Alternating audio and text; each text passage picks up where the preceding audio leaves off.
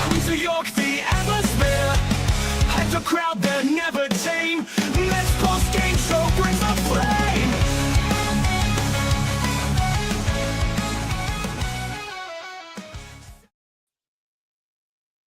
What's up, Mets fans? Welcome back to the Mets postgame show right here on the channels and on X. And hey, Mets fans, we got a goddamn win. And it was probably in a calm fashion, when they got to a 5-run lead once again. But overall, it was a great victory. We had history made for the New York Mets as Pete Alonso hit his 253rd home run to get the all-time home run Mets record and actually hit another one. So he has 254 right now. Just an overall beatdown offensively of the Atlanta Braves. And listen, 16 hits, 13 runs. All of the runs were on 2 outs. That is something that we haven't heard a lot this year with the New York Mets. 6 home runs, 2 home runs from Alvarez, 2 home runs from Alonso. All very good signs for this Mets offense. Chris, how are you feeling? Yeah, I'm feeling great. I'm feeling absolutely fantastic. Listen, we both had a great feeling in the pregame show talking about this game coming up. Something was telling us that the Mets were finally going to get it together today. And the offense did in a major way, and they made up for another disasterful performance by Clay Holmes. I don't know what it's going to take to get Clay Holmes going. We should probably talk about Clay Holmes at some point during this stream, but it would be an injustice to this offense with their performance today to lead off this stream by talking about that performance from Clay Holmes. So it's good to be back on here talking about a Mets victory yet again. And it's even sweeter that it comes on a night where Pete Alonso becomes the Mets home run king and also does it against Spencer Strider and the Atlanta Braves. And Strider's struggles continue against this Mets organization in his career thus far. We're also talking about in the pregame show as well. And again, you predicted a blowout win for the New York Mets, and I predicted Brandon Nimmo hitting a home run. So we both got something right. It's about time we got something right, and it's about time the Mets got it right, and they did so in a major way. I love it. Yeah, I mean, yeah. We'll get to the pitching because it's not fair to the offense. But to bring up the offense more, this is why I've said on multiple shows, on multiple channels, all over the place, I'm not concerned about the Mets offense because there's a level to this offense we haven't seen yet. They can do this on any given night. This is an offense that could do this not a nightly basis, but more often than not. They can beat up teams offensively. They can do that. The problem, why I am concerned about the pitching is, but again, what we saw today. But that's why my major concern with this team isn't the offense because they're capable of doing this. Like, we're excited, we're happy, but this shouldn't be a shock. This is what they're supposed to do. They're supposed to beat up bad teams offensively, and that is what they are. The Braves are a bad team. Like, that double play, I think kind of started everything and it had that good vibe going when they made that double play. And everybody needed to be exactly where they needed to be in that rundown and double play situation. Everybody did their job. And that's a good sign, right? That's a good team effort, good team double play right there. And it's just a trickle down effect, right? Pete Alonso getting the home run record, Alvarez hitting the ball the other way and with power, which is great to see from him. And you know what? We didn't need Mauricio. We didn't need Mark Vientos in this. And again, this is why the Mets really like Brett Beatty, guys. Like, I know Brett Beatty ain't nothing special. I understand that. But he seems like a good player. Not a great player, not even an above average player, but a decent player. Decent player. But overall, it was just a great performance. Like, there's not a lot of concern except for the pitching. But I want to give Mendoza credit because he's been getting killed this year a lot. I want to give Mendoza credit because after Soto coming in the game to replace Clay Holmes, he went to Hageman for the remainder of the game. A lot of people might have been a little worried about that because of what the pitching has done to leads with the New York Mets over the last 2.5 to 3 weeks. He could have went to the high leverage guys, and I don't think anybody would have been mad because you needed the win, right? I think everybody would have thought, you know what? You could have used all your high leverage arms. You needed the victory. This was a must win, right? You had to get back on the winning track. But he went to Hageman, knowing they had the off day yesterday. All the bullpen guys got rest, and nearly all the bullpen guys, except for Soto, got rest for another day. This is why these type of performances by your offense is needed at times. A blowout is always helpful to your bullpen. And why, when things like a little, because nobody's going to talk about this Mendoza Hageman thing at all. It's going to be about Pete Alonso. It's going to be about the 6 home runs, the 13 runs scored all on 2 outs. That's what everybody's going to talk about. But one of the stories needs to be, or one of the topics need to be about Mendoza putting in Hageman in the 6th inning and finishing out the game. That's a huge 4 innings right there that could have easily been used with bullpen arms that are overused as it is. So I'm very happy with this game. I don't think anything is on a negative undertone except Clay Holmes. Yeah, I mean, listen, Justin Hageman has been getting the job done for the majority of this season when he's been called on from Carlos Mendoza, especially in those bulk innings. I think that this tonight is his 3rd straight appearance without surrendering a run. I think the last time was that series in Baltimore where he gave up 2 earned runs and a couple of innings pitched, but he has been spot on. And this is a guy that nobody had on their radar to begin the season. And he has, I think he's pitching to a 3.26 ERA. He's been absolute money, and he definitely saved the Mets back end of the bullpen in this game, and that was much needed because even given the off day, let's be quite honest about how the Milwaukee series went and how the Guardians series went with the lack of pitching performances and that, and, in those series, Helsley, Diaz, maybe not so much Diaz, but definitely Helsley, definitely a guy like Brooks Raley, and those guys in the back end of the bullpen have been doing a lot of heavy lifting in high leverage situations. You're talking about inheriting a game in the 4th, 5th inning, the early goings of the 6th inning, and just absolutely giving it all and laying it all on the line. And that is taxing for the bullpen. We've been saying this. This is not a new thing, by the way, right? This is not just some post-deadline phenomenon that's been happening with this team. This has been pretty much all season long, with the exception of a couple of starts from guys here and there, primarily named David Peterson going 6+ innings this season. So really good to see from Justin Hageman. I guess you could say a little bit of a gamble at that point from Mendoza. I think it was more so situational awareness than anything, because honestly, if that backfires, at that point, probably nobody's talking about Pete Alonso's home run record because nobody would care. If Justin Hageman goes out there and gets absolutely obliterated by the Braves and the Braves somehow find a way to win this game, that's what we would be talking about, and that's what this fan base would be talking about. But guess what? Managerial decisions are a direct reflection of the guy's performances on the field, and that's just that. And sometimes you can't help what the performances are going to be on the field, no matter what decision you make, which is why this team's lack of performance overall as of recent is not Mendoza's fault. That's exactly what I've been saying. And I think that you've been also saying, yeah, we understand that Mendoza has had some rough decisions throughout the entire season, and we're not denying that. But the lack of performance overall is not on him. Glad to see that Justin Hageman got Mendoza's back with that decision in this game. And again, just going back to the offense, opposite field. I'm not saying that the Mets' entire approach has to be to the opposite field, but there are situations where utilize that gap in right field if you're a righty. Utilize the left field gap if you're a lefty. Those hits are there to be had.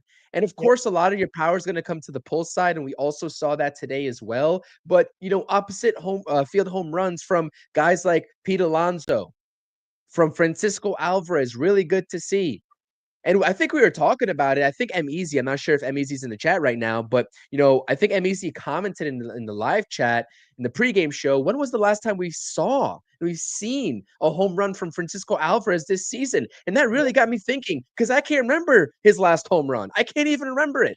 Washington, when he first came Washington, back, wasn't it? right? Well, no, there was another one might have after had that. It was Colorado, like maybe? Colorado? Colorado? It was a couple of weeks ago.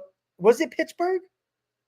Might have been. Anyways, It's been that long that you and I definitely can't remember. If someone wants to help us out in the chat, you definitely feel free to, because I can't remember. Good to see him get back in the home run column in this game. 2 times by that, right? Back-to-back home runs later in the later stages by Brett Beatty and Francisco Alvarez. Listen, anytime an opposing team puts a position player out there on the mound, it's a great night for the New York Mets. It's a great night. So I love it. And really, again, like you said, I'm going to echo that sentiment. Outside of Clay Holmes' lack of performance today, there's really nothing else that needs to be said. I think that all the issues that we were talking about with Clay Holmes in the pregame stream definitely presented itself today. He did go 2 back-to-back innings, I believe, in the second and third inning, with inning-ending double plays before things fell apart in that fourth inning for him. Good job to bounce back, get a couple of strikeouts in a row after, I believe, second and third, nobody out in the first inning when the Braves struck first. And as soon as that inning happened in the first inning, right, when the Braves scored that run, I was like, oh no, here we go again, because we talked about the Mets needing a quick start, but the offense just simply would not lose this game, and they decided enough was enough. Thank goodness a part of this team, any part of this team decided enough was enough. But I really do think that this offense is overdue. So it's really good sign. Really good sign. Yeah, they're absolutely overdue, and they're expected to be an offensive juggernaut. They weren't supposed to be a lackadaisical offense and a mediocre offense. They were supposed to be a potent offense, and it showed tonight what they're capable of. Again, not gonna score 10 plus runs every game, and nobody's expecting that. But again, all they have to do is be an average offense. And we said this, average offense probably wins some of those close games they've lost over the last couple of weeks. And we're talking about a difference of maybe a couple of games, maybe not 5 games out, maybe 2 games out, maybe leading the third wild card or even in the second wild card by a couple of games ahead. That's the difference. And that is what we're talking about here. We don't look, do we all want this team to be a amazing potent offense? Absolutely. But they only need to be average. If they score about 4.5 to 5 runs per game, they're winning a lot of those close games. It's just that it's simple math at this point. And that's the frustrating part about it. And, good to see them do it. A couple of guys are getting hot. And, a guy that's not going to be mentioned much because of Alonso and Alvarez and, Nimmo with the 3-run homer, Cedric Mullins. 2 for 5.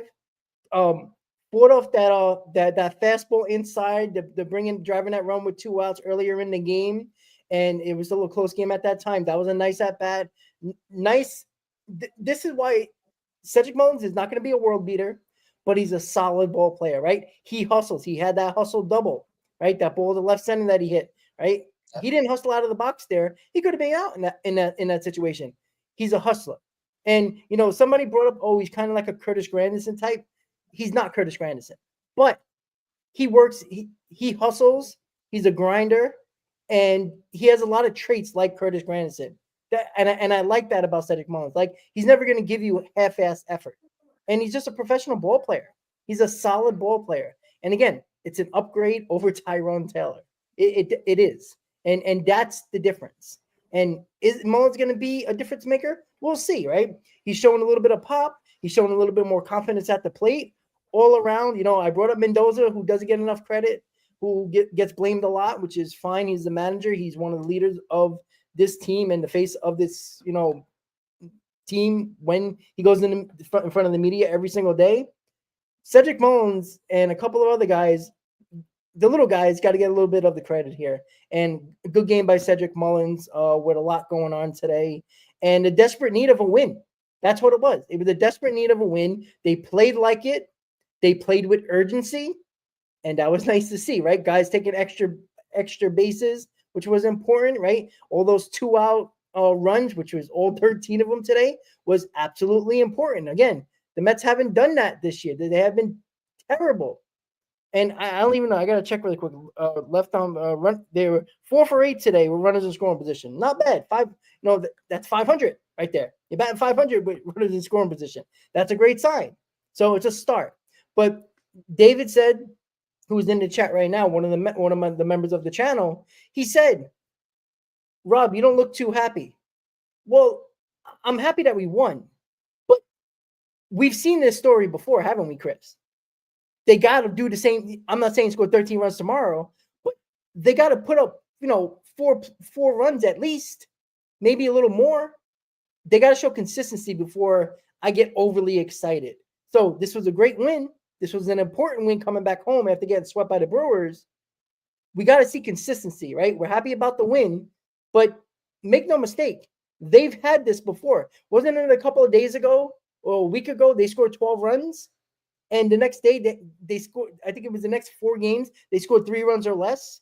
That's why this offense hasn't shown consistency. They've scored 10 plus runs, but over the course of a few games after, they didn't show it again. And that's my concern right now. Because you got David Peterson on the mound. You got the pitching matchup tomorrow. You know David Peterson's going to give you length. He's probably going to pitch pretty well. Is this offense going to look like they did today? Not 13 runs, but look like they're a competent offense. And the consistency needs to start happening, Chris. That's why I'm not overly excited, because it's one game. And I think you seem like the same way. You're not overly excited, but you're happy about this win. Well, I'm ecstatic about this win. But you're right, though, in the fact that you can't get overly excited. And listen, there's going to be some celebration, I'm sure, after the game, especially with Pete Alonso. These Yeah. guys can't celebrate too hard, though, because you're absolutely correct. We have seen this before, especially this season from this Mets offense, where they go on these little spurts of runs. Great offensive game for the Mets in Game 3 against Milwaukee in that loss, brutal loss to Milwaukee in that game. And also today. And so we'll see what kind of version of this Mets offense and this lineup we're going to get moving forward, because they got to go out there, and we're not asking for 13 runs a game, but we're asking for, let's say, 4, 5, 6 runs, right? Mm-hmm. There's Yep. going to be times where the pitching should carry a team to a win. If it happens tomorrow, I won't complain. If David Peterson goes out there, throws a gem, and the Mets win 2-1, I'm not going to complain. Sure. I'm not going to be nitpicky at this point about wins down the stretch for this Mets team, especially with what's transpired. But how about we have this offense carry this team for a little bit, right? Besides just 2 to 3 games. And that's what we're all looking for. So yeah, I'm so happy with this win. I don't even care about this Clay Holmes performance, because the Mets are going to have to figure out what they're going to do with Clay Holmes at some point, whether it's this season or definitely in the off season, because you just cannot continue to have these types of performances. And I think we'll get our answers depending on who or how many prospects come up pitching wise in the next couple of days. But yeah, I definitely do agree. We need to see it more consistently. And that's the way that the Mets are going to get into the playoffs, is if this rotation can somehow figure it out, but if this offense is able to replicate anything like tonight's performance consistently, there's no question that this is a playoff team and they can make some noise in the playoffs, even given a shaky rotation. But you'd like to still see it all gel together at some point, Rob. But it seems like we need to have some baby steps here first and figure out one thing before the next, before we figure out multiple things at one time. So I'm going to take this win. I think everyone's going to take this win. And it was just a really good showing, top to bottom, from Carlos Mendoza and the Hagenman decision, like you said, to Hagenman's performance, to the offensive performance. I mean, top to bottom. And I do have to echo your sentiment surrounding Cedric Mullins, a great ball player, right? He's not going to wow you with really any facet of his game. This is not the 2022 version of Cedric Mullins that we're about to witness, or that Baltimore has witnessed, in the past couple of seasons. But what he's going to do is provide you a better, more competent bat than Tyrone Taylor. And you probably will see a defensive drop off between the two guys, because Tyrone Taylor is that good defensively. Cedric Mullins does not have the same arm in center field that Tyrone Taylor has, but he can provide you more home runs, more gap to gap power than Tyrone Taylor has shown for the majority of this season. And it's about, and like we were having that discussion surrounding third base, if Mendoza is going to keep flip flopping between his options or stick with more of a solidified approach. And let's say Brett Beatty sees more time consistently than Mauricio, or vice versa, depending on who's hot.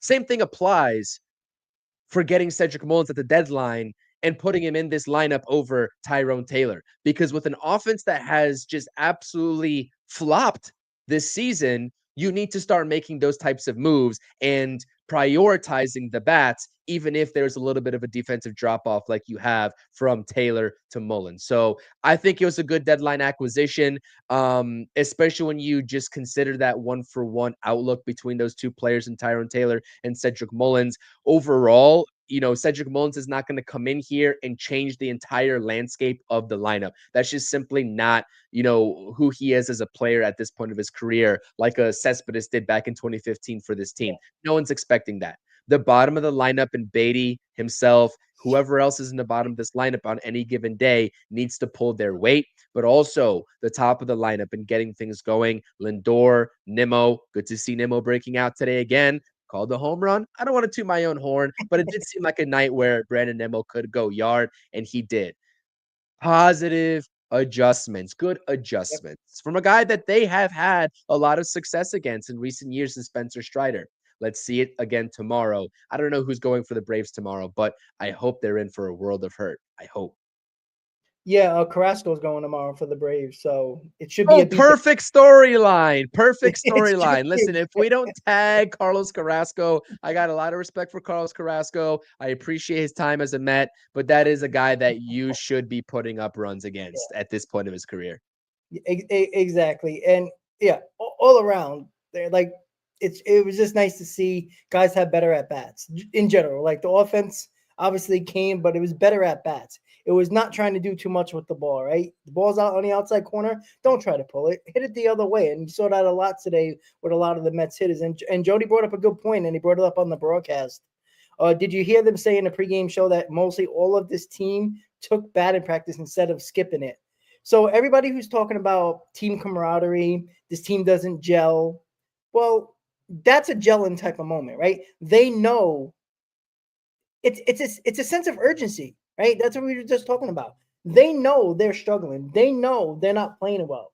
They know there's 43 games left. At the time, there's 44 games left, but they know time is limited here, right? You can lose this division rather quickly over the next week or so if you don't play well. So I like the sense of urgency. I love that they took batting practice. A lot of them did when they even said it. Maybe like 3 to 4 guys, and it seemed like everybody was out there taking extra BP earlier today. That's a great sign to show that this team gives a damn. And they're not just collecting a paycheck and just coming to the field for 3, 4, 5 hours in a day and going back home to their families. They're not just doing that, right? They care. They want to win. And you see when maybe this was a moment they needed. Maybe this was a team moment, a team vibe where they're just there at the cages, shit talking probably to each other and just bullshitting around the cage and just get an extra BP. And it could be something simple as that could bring a team together, Chris. And I'm not saying that was the reason why they hit 13 runs, but people are going to bring that up if they start hitting, right? That was like, I know that these major leaguers have their routine. I have no idea why they wouldn't be taking batting practice on field. And playing baseball growing up, that was my favorite pregame activity, is just going around the cage, the turtle, whatever you want to call it, and just, shooting the shit with the guys and just taking batting practice. And honestly, seeing the ball fly, and trying to build a routine of, okay, situational hitting, send it the opposite way for a ground ball. Okay, now it's time to put one in the gap, and just seeing if you can do that consistently with on-field BP is really just a good barometer. It's nothing is going to simulate a real game, of course, but yeah, you're absolutely right. That is a good way to build team camaraderie. And we see it all the time with guys like Carlos Beltran, who will stop by and kind of talk with Mendoza and the guys before the game starts during batting practice. And yeah, honestly, that's something where I hope they start doing that moving forward. I'm not sure that was the answer tonight. This could be a one-off night, like we just mentioned, but that could be a recipe for success for this team and this lineup moving forward. So yeah, it's good stuff. I don't know. Again, I don't know who has their superstitions, who has their routines. Each player is probably different. Putting on one sock, before the other, left before right before left, whatever they do, but start changing stuff up. If it hasn't been working before, change it up. it might work now. So I don't know. That's just a weird. You don't hear that about baseball players enough, right? They don't get asked that enough, and we don't realize what these routines are like enough. And maybe they need to change up the routine. Maybe that's what it is. But again, maybe it isn't. That's not for us fans to know. That's for the players to know, and for us to see on the production basis on the field. Yeah, exactly. Like we're not going to know. Again, people will come back to this day if they start taking off offensively, and we'll have conversations about that if and when, or if it doesn't happen. Obviously, we'll continue to talk about it. But the negative part of this game was Clay Holmes, and again, once again, that fourth inning, man, it's like it's his kryptonite. It's Yep. terrible. But I'm gonna tell you this right now, Chris. The next outing for Clay Holmes, if they stick to the schedule, is the 19th in Washington on that next Tuesday. I'll be there for That's all 3 games. awesome, and I hope they win them. But I don't want him touching the mound again as a starting pitcher. I don't. I'm done. I am done. They cannot have him go on the mound again and continue to put up these type of performances. Because I'm going to tell you why. Right? We still got a whole 5 more games to go on this homestand. After the Monday, the 18th, that off day, the Mets play 16 straight games in a row with no off days.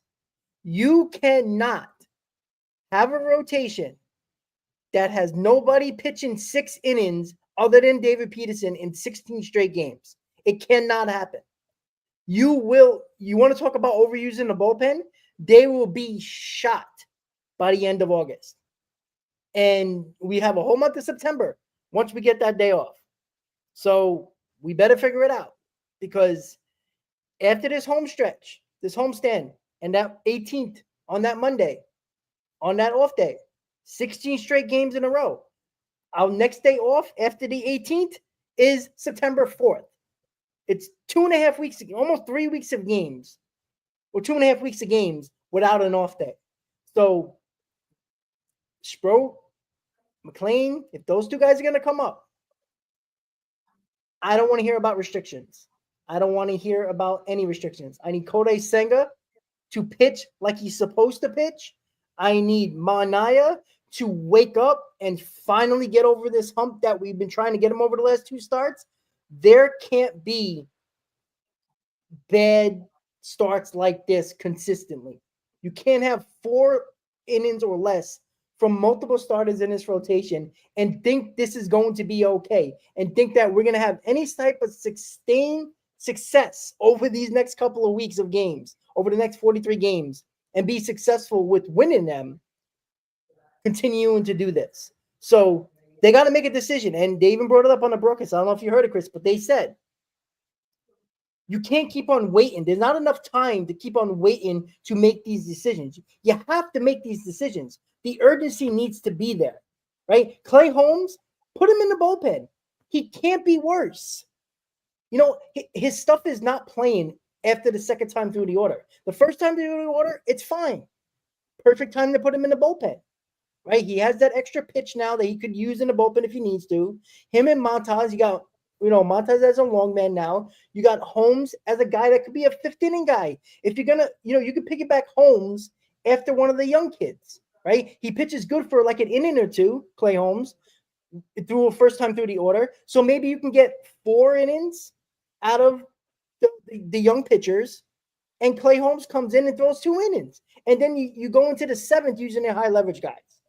I know that sounds, a perfect example, and it's not always going to play out like that, but Clay Holmes cannot touch the mound again on the rotation. So after this homestand and that Monday off, that's it. We don't have an off day until September 4th. So it's going to be a test, a big test. That stretch is going to be make or break for this Mets team, in my opinion, Chris.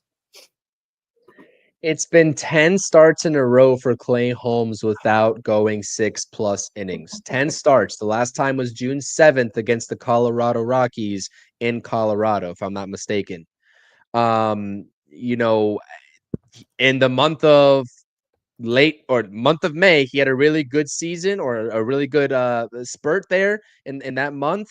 he had, let's see, 1, 2, 3, 4 starts of his 5 in that month, going 6+ innings. Actually, and it's extended to June 7th with the first 2 in June.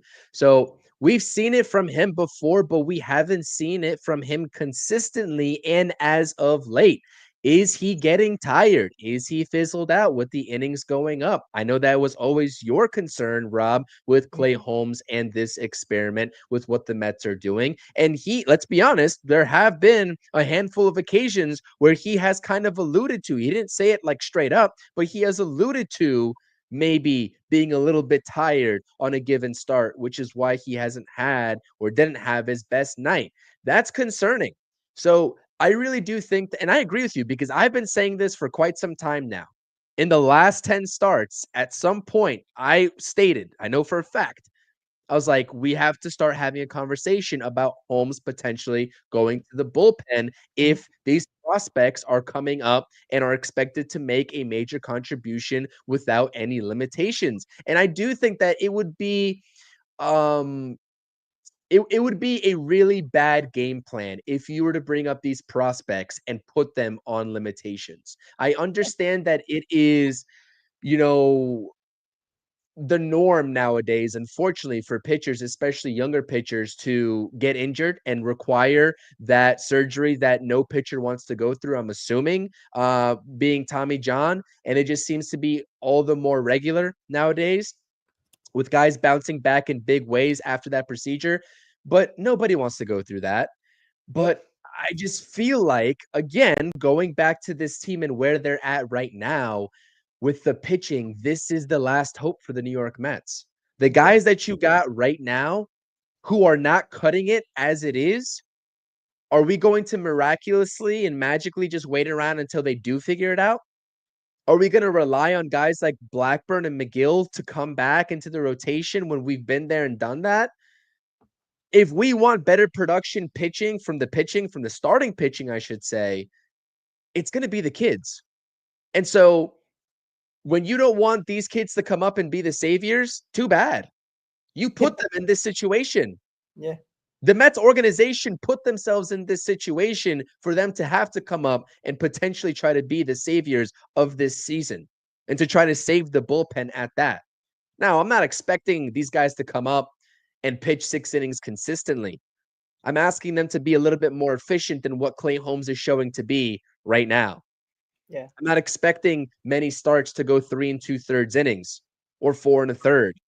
Give me a solid 5 innings, 6 innings, right? And let's call it a day. Now, you got to be smart about it. I'm not asking Mendoza to just, run these guys into the ground. I'm sure that's not what you're asking either. We're not saying to go out there and throw 105, 110 pitches in each single game. But there was points this season where we were wondering, when is Mendoza going to ramp these guys up to start throwing 85 to 100 pitches, right?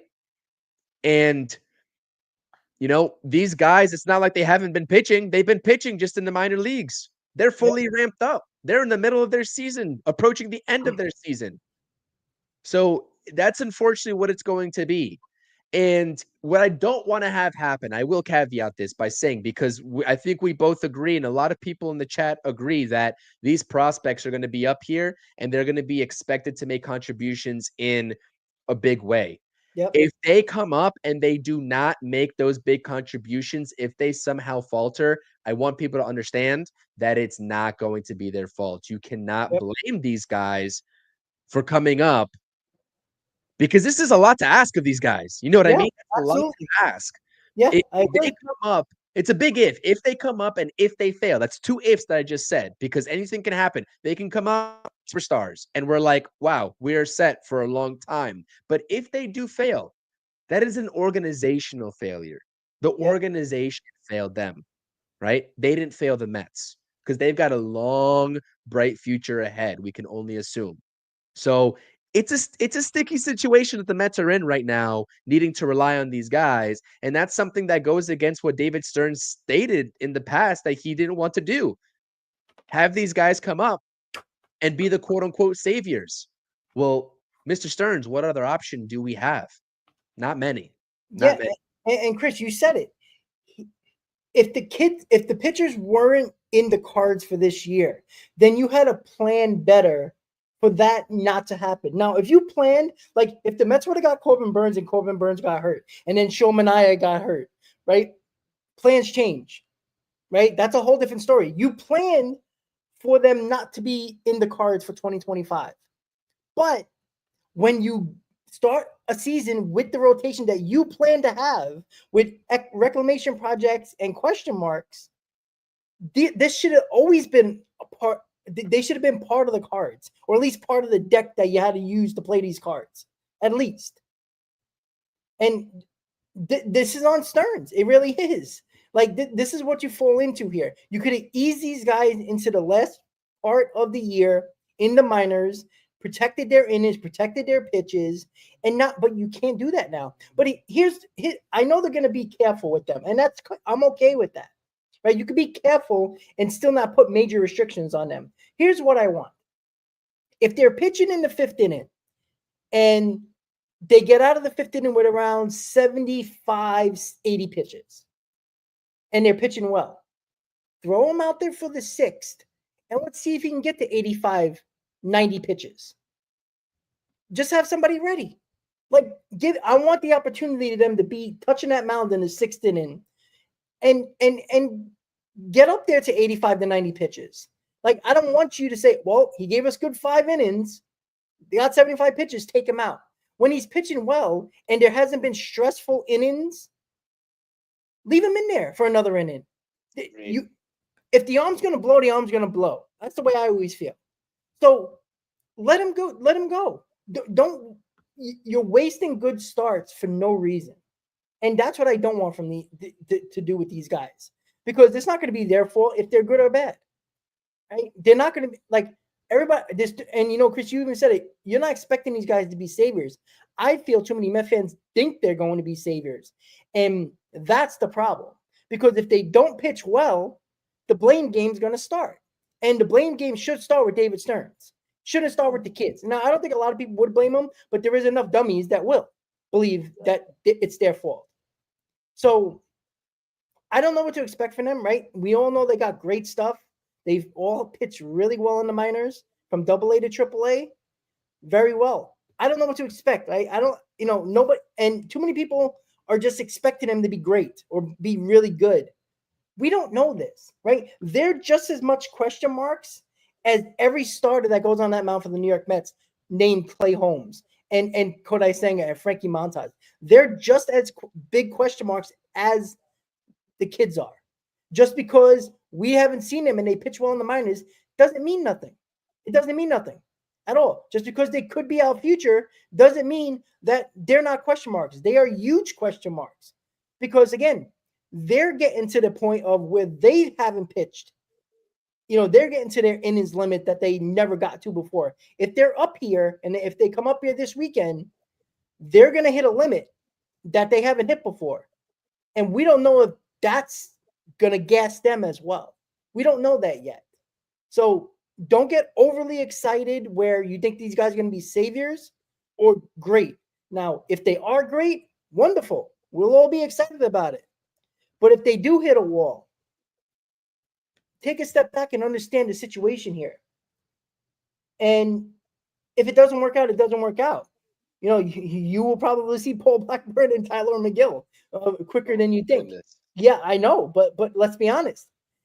They're going to go out there. They're not going to hurt these kids. They're not going to push them. So especially if they're not pitching well, like they might have to deal with them, because if you're putting Frankie Montas in the bullpen, you're not going to bring him back in a rotation over the next couple of weeks. You're just not doing it. And Clay Holmes, I think there's going to be a decision made after this game. You can't have him go out again in Washington after the off day and pitch again like this. You just can't. You can't.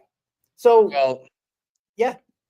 I guess you can't have too many long relievers in the bullpen, am I right? I mean, Hagenman, Montas, if Clay Holmes gets moved, he'll be another one. So it'll be a bullpen full of long relievers and then your major guys in the back end. But I agree with you. The cherry on top is if they are good and they are, shut down when they come up, if and when they come up. The expectation for me is just outproduce by a little bit, any margin of what we're getting right now from a guy like Clay Holmes and what Frankie Montas was giving us before his demotion. That's my expectation. I'm not expecting much more than that. I mean, I have to temper my expectations only to be surprised. So it is going to be that cherry on top. I definitely agree with you in that sentiment. And not to, I was just browsing X here while you were talking, not to get away from the pitching talk and the prospects, but Pete Alonso was asked how many home runs he could hit as a Met if he stays in Queens long term. The big smirk on his face, he said, "There's only one way to find out." That's funny, Pete. What a well-trained media answer right there from Mr. Pete That's a Alonso. Scott He's Boras been in the answer. market long enough. That's He's a been Scott Boras answer. Yeah, yeah, I love it. I love it. It was listen, it was the game was good. It was great. You know, him giving the salute. I mean, just the smiles in the dugout Yep. for him. I think he got showered with the Gatorade or the water, or whatever, after the game. It's a good moment for Pete Alonso. I mean, this guy has gone through it. He's taken his fair share of criticism from you a lot, Rob. You've been on Pete Alonso's Oh yeah. ass the past couple Oh of yeah. I years. have. And you know what? At times, rightfully so. I mean, last year was a bad year for him, but he's come back and bounced back in a major way. And he's been a pillar of, I would say, consistency in his career thus far for the New York Mets. And that's really good to see. We'll take that anytime we can get it. But going back to the prospects, yeah, we can't expect too much coming up from these guys. And you're right. It's going to be inevitable if they come up and struggle. Again, big if. I don't want to put that on them either because that's not fair. We haven't seen them yet. But if they come up and struggle, there's going to be a part of this fan base that blames them. I mean, let's redirect the blame to the process of how we got to this point. But I do agree with the sentiment as well. And what Andy Martino stated earlier today when he was quoting Carlos Mendoza and what he was saying about the prospects potentially coming up is that David Stearns didn't go after a rotation arm, right?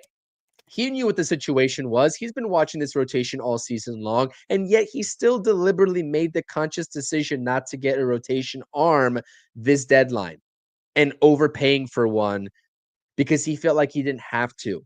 And the only logical answer, right, to that is that he knew all along that McLean and Sproat were going to be a part of this equation at some point in this first half when he saw things play out the way it did. Now, I don't know at what point, that thought came into his brain. If it was after the Canning injury, if it was after the first Senga injury that sidelined him for a couple of weeks, if he saw that Clay Holmes was kind of fizzling out, I don't know. It may be a combination of all the above. But, during that deadline, he made the conscious decision not to go after an arm and overpay for one because he knew all along these guys were going to come up after this 15th, midpoint, whatever, to preserve that year of contract control. So we'll see how it plays out for him. It's a gamble. It's a gamble for sure because they are question marks. No guarantees, just like there's no guarantees with Clay Holmes and whoever's out there right now. There's no guarantees of the prospects coming up. Even more so of a question mark with those guys coming up. Yeah. It's a dime a dozen. We'll see Yeah. how it goes. I mean, these pitching prospects are his security blanket because if it doesn't work out, everybody's going to go back to the trade deadline. And then everybody, including myself, will go back to the offseason and why you didn't get certain pitchers, right? And it's not just about signing free agent pitchers, long-term deals. You could have made a trade for somebody. You could have. You didn't do that either. So, again, this is his security blanket right here. He couldn't wait to talk to the media 30 minutes after the trade deadline. And Chris, we haven't even brought this up since we've been on shows together because I know you're on vacation during that. But it was so odd that 20 minutes before the deadline was over at 6 o'clock, there was word that went out on social media that David Stearns was going to speak to the media 30 minutes at 6:30, 30 minutes after the trade deadline. And it was in the back of my mind thinking, I'm like, that's weird. Why would he go so fast to speak to the media 30 minutes after the trade deadline? Because if you look around the league, there was nobody. Maybe 9, 10 o'clock at night, 11 o'clock at night, or the next day. That's when a lot of the GMs spoke. But him doing it so quickly just made me feel that he knew he was going to get a beatdown from Mets fans, or at least some of them, because too many people were overly excited about the bullpen acquisitions, because I still felt it was good acquisitions, but it felt like it was still lacking.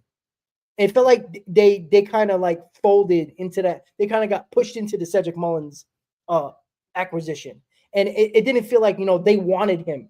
It's just that Luis Robert was too much cost in Stearns' eyes. And it was like, all right, let's get Cedric Mullins. Let's appease the fans. That's the way it felt. So I wanted to ask you, wasn't that weird that he came up and then he could not wait? His first sentence out of his mouth was, he goes, well, we got our pitching prospects that we can take a look at. And it just felt like that was his like way out of not doing what he was supposed to do at the deadline when it comes to starting pitching. Yeah, I mean, listen, I didn't I was on vacation, and maybe rightfully so, because I came back and checked my phone to see if we traded for a starter, and I was just like, okay, we didn't. I know a lot of Mets fans are going to be pissed off, and I do think that this team, and we said it all along with my videos and the streams that we were doing leading up to the trade deadline, like, there's a lot of starters that could make a difference for this team that are out there on the market. And yes, the Mets are probably going to have to overpay for one, and we'll see if David Stearns decides to do it. And he didn't. Maybe it was a little bit of saving face from David Stearns. Maybe it was a call from Steve Cohen that said, hey, listen, you should probably go out there and do a press conference. But I don't know exactly how that works between those two. But yeah, that was a little bit strange, I suppose. Needing to give an answer. Was that really one of the first things that he said, was mention the prospects in that conference? They said, yeah, they were like, how did you feel about giving up, quantity of prospects, but not really the quality of prospects? And then, yeah, they said about, what was your decision about not obtaining the starting pitcher? And he basically says, he goes, I feel like we're in a good spot in the rotation. He said that many times before. And then he brought up the pitching prospects not too long after that, in that same like first question or two. At 6:30, I was like, oh my God, crazy. Oh, yeah, that annoyed me so much.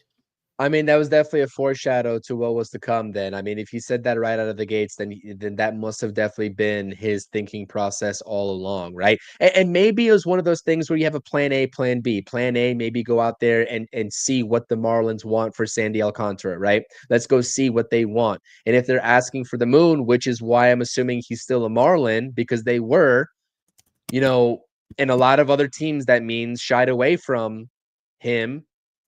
Not because he's a bad player, he's having a relatively bad season compared to his standards, although he's turning it around, but because the Marlins were asking for too much. Same thing probably could be said for Luis Robert Jr., which is why the Mets pivoted to Cedric Mullins, right? So that's your plan A, but plan B all along was the pitching prospects if plan A failed.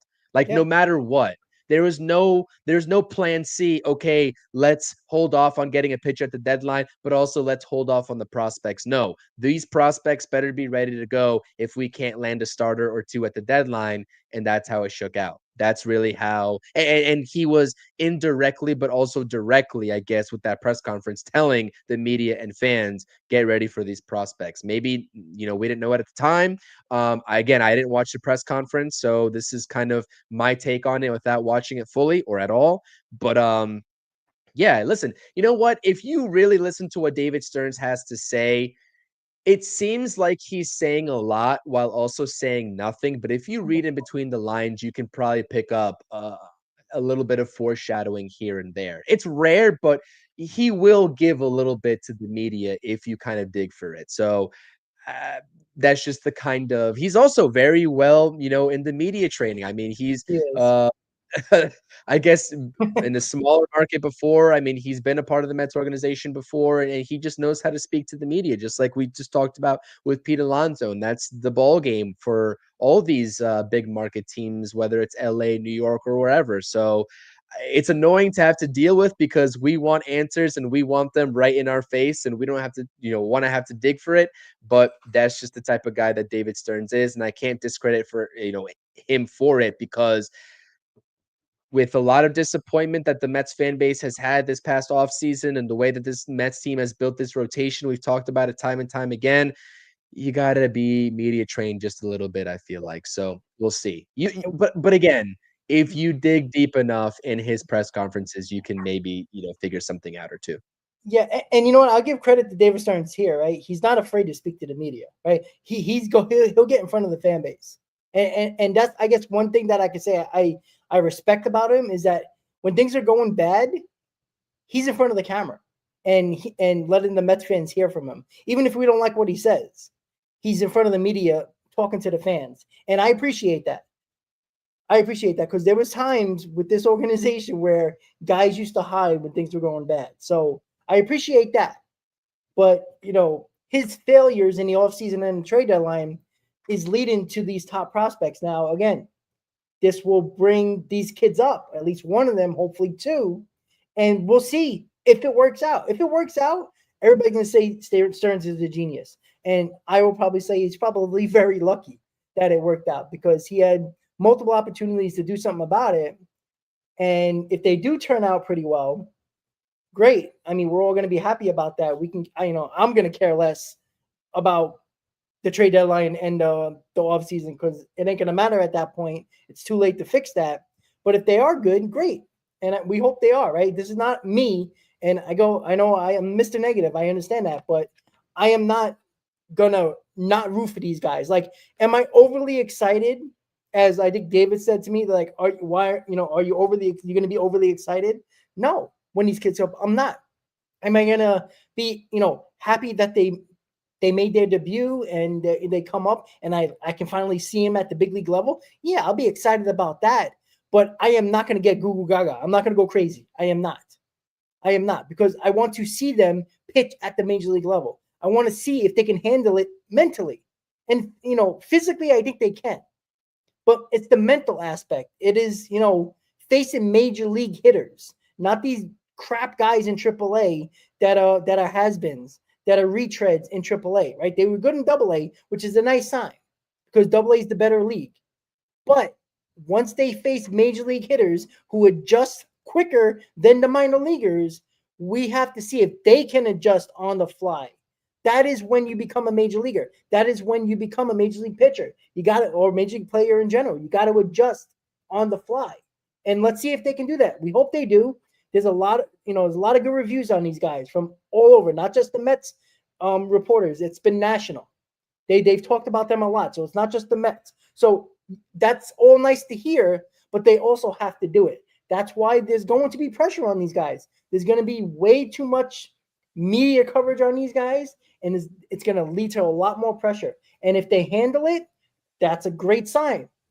But they also got to pitch well on the mound because if not, we're going to have another bunch of 4 or 5 inning pitchers that are not good enough. And not saying they won't be good in the future, but it might not help us now. So I want everybody to be prepared to not see greatness just because they have been great in the minor leagues. I just want people to take a little step back. Be careful with that because you can get broken really quickly. Yeah, or greatness right away. Again, like this point of the season is really tough. It's not like they had an entire season before this to adjust to the major league. This is going to be coming at them very, suddenly. And if they do struggle, that's not to say they come back to the major league roster next season and just take off because again, there is a little bit of an adjustment period. We hope that it's minimal, but there still is going to be an expectation of there being some adjustment period. And I think the concern from you is very valid. Do I think that Sproat and McLean and Jonah Tong, if Jonah Tong's in the equation, I think that he's a little bit further out with him just recently getting promoted to AAA, but crazier things have happened. He's definitely going to be in the consideration and the running for the rotation next season. I would have to imagine out of spring training. If everything goes well, I think these guys are difference makers. I do have a really good feeling about them. And I will be excited if I go out there and see them striking out 8, 9 hitters and throwing 5 scoreless innings or 5 1/3 scoreless innings, 6 scoreless innings, right? Which is what we want. I will be so excited, so happy for them because this is the moment we've been waiting for to see these guys come in and make a contribution any which way they can. But we have, on the other hand, right, to play both sides here, we have seen prospects for the Mets, whether it's pitching or offense in years past, come up and kind of flop. I mean, Brett Beatty has gone through his struggles. When Vientos first came up, he went through his struggles. Mauricio, the injury aside, has struggled. So, and I'm not talking about just those guys. We've had a lot of these prospects come up that have been highly touted and kind of flop. But I am excited for these guys because everything that I've been seeing, I'm not going to lie to you all that I watch every single minor league game, but I'm in tune and I tap in with what these guys are doing on a semi-regular basis enough to know that I think these guys are legit. I think that they are going to be difference makers. It's unfortunate that they have to be difference makers on a team that is supposed to be competing for a championship, and they're supposed to be taking over for guys that we thought were going to produce, or David Stearns thought was going to produce, and they haven't. Cough, cough. Frankie Montas. Yeah, that's a shame. And that's puts them in a tough situation. David Stearns put them in that tough situation. But I think that these guys are talented enough to do it. But you're right, playing in this big market, playing in New York, the physicality aside and the physical needs and being talented on the mound is one thing, but it's how you deal with adversity, how you deal with struggling in one start and not taking that into the next start is a completely different ballgame, especially when you're getting grilled with questions in a very tough New York media scene. 100%. Well, is this title going to be Generation K 3.0? We all know Generation K of the 90s of Pulsifer, Isringhausen, and Wilson that turned out to be a complete disaster. Then it was Generation 2.0 of the Matzes, the DeGrom, Syndergaards, Wheelers, and Harvey, all those guys, which failed within 3 years. Now Generation 3.0 is upon us very, very shortly. And we will see some of them, maybe all of them, in 2025. Will this be the better beta test? Right? That sounds right? Oh, I'm trying to be scientific. I'm sorry, guys. It was sounding good, then I just lost it. Generation 3.0 is almost upon us, guys. Let's hope it's different because, God, we need this as Met fans. We need something here. And we're all rooting for these kids. We're all hoping for these guys to be legit because let's be honest, guys. If these guys are not legit, David Stearns is not going out there to spend money on pitchers. So they better be legit. Like that is the main reason why I want them to be legit because he ain't getting anybody good on the free agent market. He's not. He might do it in a trade, but not on the free agent market. So the Mets win 13-5. First game back at home. Snapped the losing streak, which is nice. We got Peterson tomorrow against Carrasco. They gain a game on the Phillies. They remain 2 games up on the wild card against Cincinnati. And we do this all again tomorrow. Chris, any final words before we call it a night? No, just the comment here from Netflix as well. Nobody mentioned that the Mets defense committed 0 errors tonight. I agree with you. I mean, listen, the Mets defense has been pretty brutal, I would say, all in all, especially in that Milwaukee series. I mean, I don't know what they were doing at times.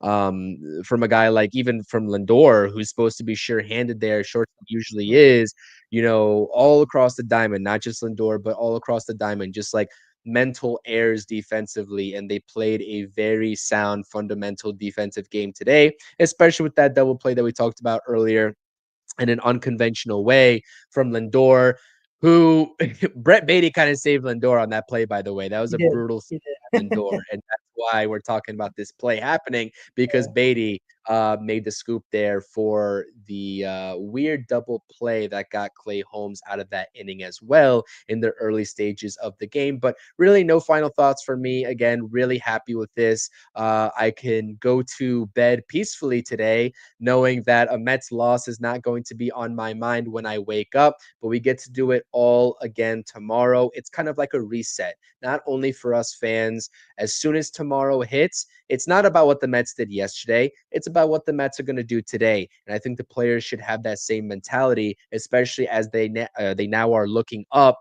to the Phillies by 5 games here. And yeah, the wild card standings are as such, but I do think that the Mets and what Brandon Nimmo said before, they still have NL East title aspirations. So they've got some work to do. Let's go Mets.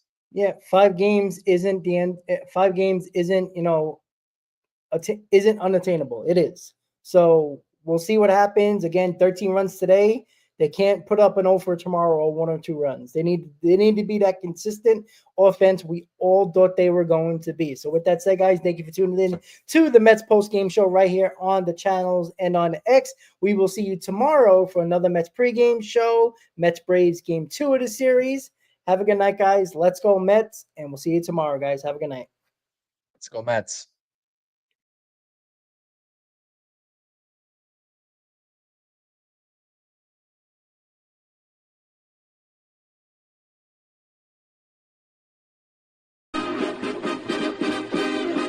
Meet the Mets, meet the Mets. Step right up and greet the Mets. Bring your kiddies, bring your wife. Guaranteed to have the time of your life because the Mets are really socking the ball.